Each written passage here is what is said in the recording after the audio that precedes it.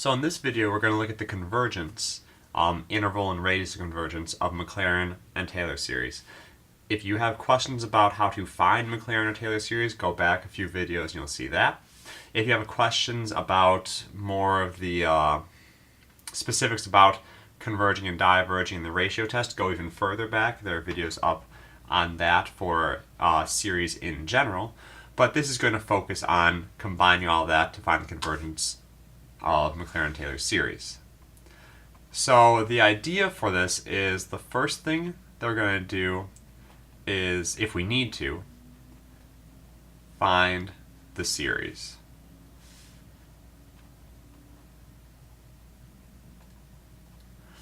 Okay? Sometimes it'll just be given to us, but if I need to, I can find the series. And then the second thing, we'll just perform the ratio test. And as a reminder, that's the limit as the index goes to infinity of the n plus first term divided by the nth term. And I can do this one of two ways. I can either say that the absolute value of this is less than 1, and that's the way that I've seen it on some of the AP tests. Or I could also say that it is somewhere between -1 and 1. That's the way I sort of like. I think that's simplest, but that's the ratio test. So two examples. Find the interval and radius of convergence for the Maclaurin series of f of x equals sine x. Well, if you recall from back earlier, the Maclaurin series for f of x equals sine x is going to be the odd powers divided by the odd factorials alternating. It's going to be the x minus x cubed over 3 factorial plus x to the 5th over 5 factorial minus x to the 7th over 7 factorial. I think it's, let me make sure that's right. Alright, so forth and so on, with the general term of -1 to the n, x to the 2n plus 1 divided by 2n plus 1 factorial. So all I need to do for this is the ratio test. So let me dive into that. So we do the limit as n approaches infinity of the n plus first term divided by the nth term. That's going to equal the limit as n approaches infinity of, I put this in, replacing all the n's with n plus 1s, so I have -1 to the n plus 1, x to the, it's going to be 2n plus 3, because when I replace this n with n plus 1 and distribute the 2, I get 2n plus 2 plus another 1. And that's divided by, this will be 2n plus 3 factorial, all divided by the nth term, which is just this, -1 to the n, x to the 2n plus 1 divided by 2n plus 1 factorial. Now clean this up, so numerator, denominator, denominator, numerator, limit as n approaches infinity of, I have a -1 to the n in the numerator, an x to the 2n plus 3 in the numerator, and a 2n plus 1 factorial in the numerator. So I should be an n plus 1 from this. I have a -1 to the n, an x to the 2n plus 1, and a 2n plus 3 factorial in the denominator. In here, so unfortunately nothing cancels out completely. So this will equal the limit as n approaches infinity. I have n plus 1 -1s here, n of them here, so n of them cancel, and I'm left with a single -1 in the numerator. There are 2 more x's in the numerator than the denominator, 2n plus 3 over 2n plus 1, so I will have an x squared left over in the numerator, And in the factorial, there are two extra terms. So factorial multiplies everything down to 0. So I have the term 2n plus 3 and the term 2n plus 2. But then it just keeps on multiplying down. The 2n plus 1 on down cancels with this. And here's the idea. As n approaches infinity, the denominator is going towards infinity, whereas the numerator is just going to be stuck at like a negative x squared. So, finite. And the limit as the numerator approaches a finite value and the denominator approaches infinity will be 0. And the question we ask ourselves now is, when is 0 between negative 1 and 1? And that's true for all real numbers. So the interval of convergence is from negative infinity all the way up to infinity. So that's the interval. I don't need to consider the endpoints because the endpoints aren't real numbers. And the radius of convergence is infinity. It's infinitely wide. Graphically, let's see what this means. We talked about this earlier. So here's my sine graph. Here's the first degree Maclaurin polynomial. And what this means is, as I add more and more terms to my polynomial, I will converge to sine for all real numbers. So, as I increase this number, you see it'll just get better and better, like sine, further and further out. Now, I need to add lots of terms, but the more terms I add, the closer I get to sine. And if I add sort of the infinitely many terms, it will equal sine, and it will equal sine everywhere. Okay.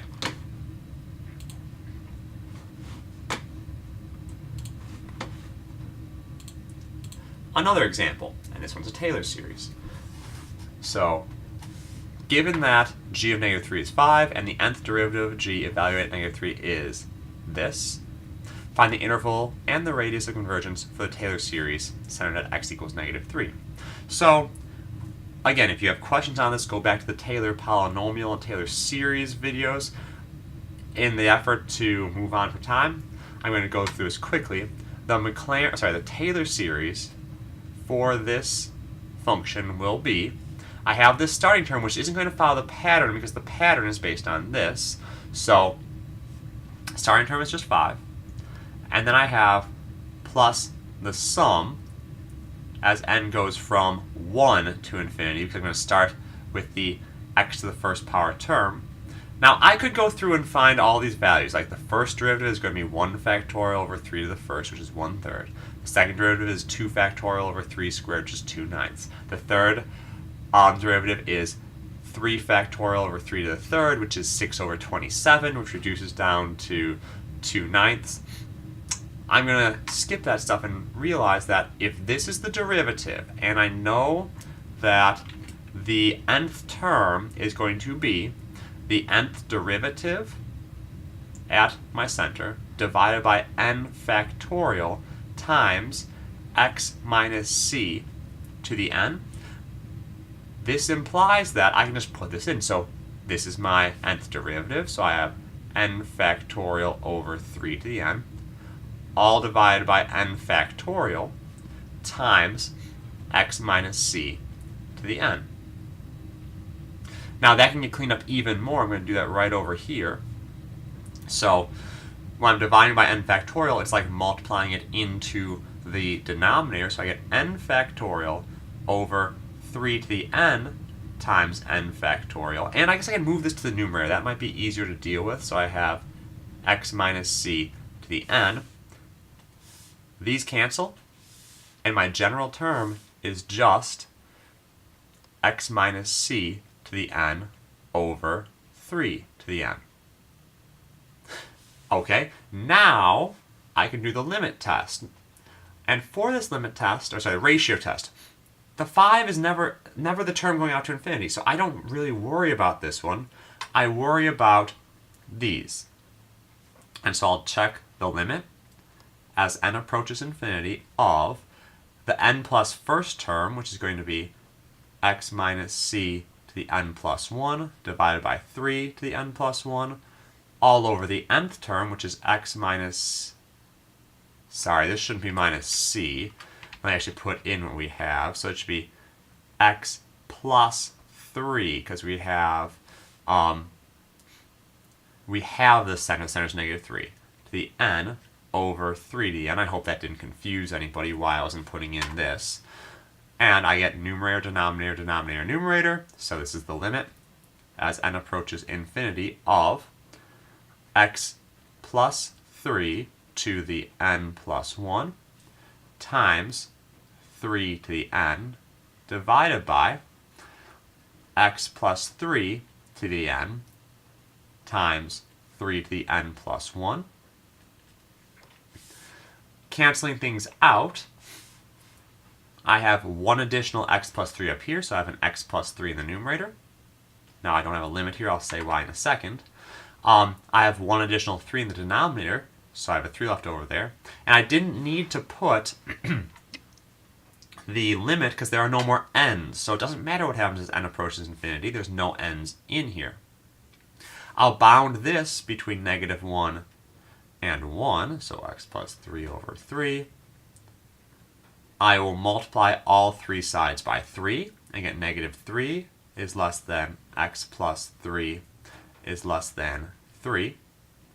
And I will subtract 3 from all three sides, and so I will get, let's see, that's going to be negative 6 is less than x is less than 0. Now, this might be my interval. I need to check the endpoints, but the radius is half this interval, so that's going to be 3. In checking the endpoints, I don't really have much space, but here's what happens. When I put in the negative 6, okay, this should have been a plus 3. Negative 6 plus 3 is negative 3. Negative 3 to the n divided by 3 to the n is negative 1 to the n, and that diverges. That's going to be negative 1 plus 1, minus 1 plus 1, minus 1. It's never going to settle down. It's always going to oscillate between negative 1 and 0 when I add these partial sums. When I put in 0, 0 plus 3 is 3. 3 to the n is, 3 to the n divided by 3 to the n is 1. And 1 plus 1 plus 1 plus 1 diverges off to infinity. So there is no endpoint in here. It's just a straight inequality. So interval, radius, and graphically, let's see what this does. So I go back to here. When I turn off my Maclaurin series, when I turn off sine of x, and when I turn on this series that we are dealing with here. So you can see that this is a little bit higher, and the reason for that is at negative 3 my value is 5, it's up above, so I scroll up, and let's see what happens as I increase the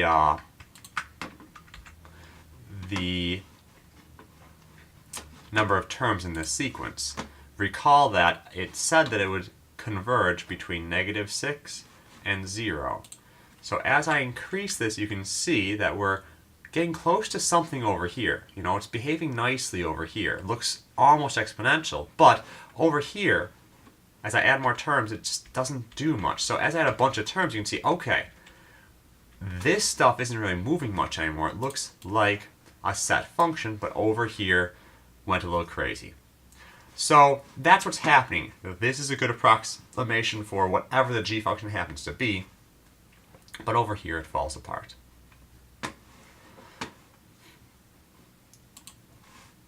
I hope that helped out. Feel free to comment below with any questions, and in a couple days I'll pull together videos that for the remainder theorem and for the Lagrange error bound.